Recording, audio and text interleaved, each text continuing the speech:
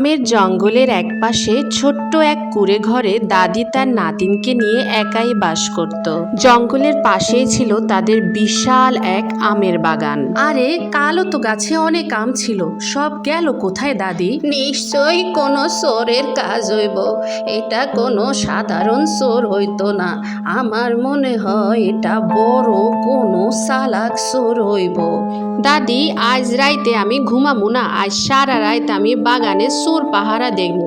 সত্যিটা আমি আজ বাইর কইরাই ছাড়ব। এরপর মাঝরাত 12টার দিকে নাতিন গেল জঙ্গলে চোর ধরতে। আমি গাছের পাতার মধ্যে এমন ভাবে লুকাইছি 100টা চোর আইলো আমারে দেখতে পারবো না। কিন্তু কই, রাত তো কম হইল না, চোর কই? আরে ওই যে কি যেন একটা দেখা যাইতেছে আগুনের নাহান। আমি চুপচাপ লুকাইয়ে দেখি, এইটাই মনে হয় চোর হইব। আমি আবার চলে এসেছি। টসটসে পাকা আমি মহারানী খেতে চলে এলাম। আমচোর ডাইনি তখন টুস করে সবগুলো পাকা আম একটার পর একটা খেতে লাগলো মজা করে। খেয়ে পেটে একদম ভরে গেছে। এবার যাই, কাল আবার আসবো। কি রসালো আম, উঠতে যেতেই মন চাইছে না।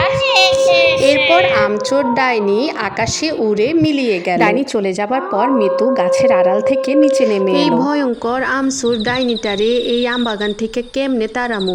এই ডাইনি তো আমাগো সব আম সাবার কইরা ফেলবো। আরে ওই দূরে বট গাছের নিচে কি যেন একটা ছোট্ট লাল জিনিস চকচক করতেছে, যে দেখি তো জিনিসটা কি। ইস, কি সুন্দর লাল টকটকে একটা অদ্ভুত পিঁপড়া, দেখেই মায়া লাগছে। ও মনে হয় ব্যথা পেয়েছে, কীরকমভাবে শুয়ে চিৎকার করছে। যাই, ওকে একটু সাহায্য করি, দেখি আমি ওর সেবা কিভাবে করতে পারি। কি ভয়ঙ্কর, কি ভয়ঙ্কর! পিঁপড়াটার গা থেকে অমন আলো জ্বলছে কেন?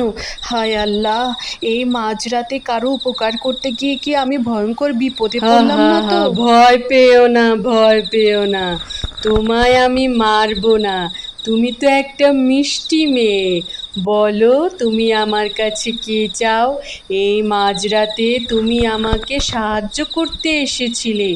তোমার মতো মিষ্টি মেয়েকে আমি অনেক উপকার করতে চাই। বলো, তুমি আমার কাছে কি চাও? তুমি দেখতে ভয়ঙ্কর হলেও তোমার মনটা কিন্তু অনেক ভালো।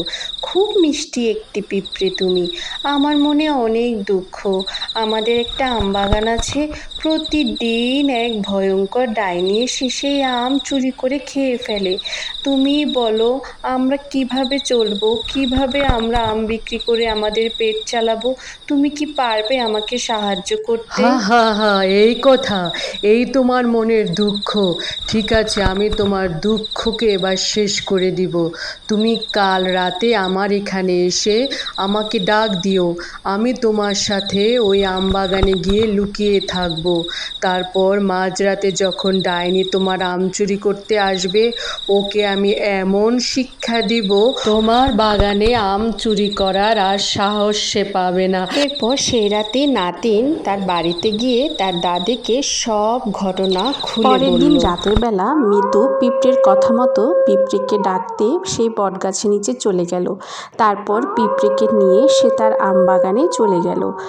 আম বাগানের একটি ঝোপের আড়ালে পিঁপড়েকে সে লুকিয়ে আমচোর ডাইনির অপেক্ষা করতে লাগলো। আমি আবার চলে এসেছি।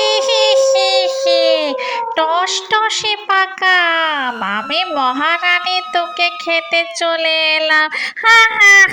ডাইনি যখন একটি আম খেতে লাগলো, অমনি বিষ পিঁপড়া তার মাথার উপরের বিষাক্ত শিং দিয়ে তাকে বিষে মরে গেলাম গো।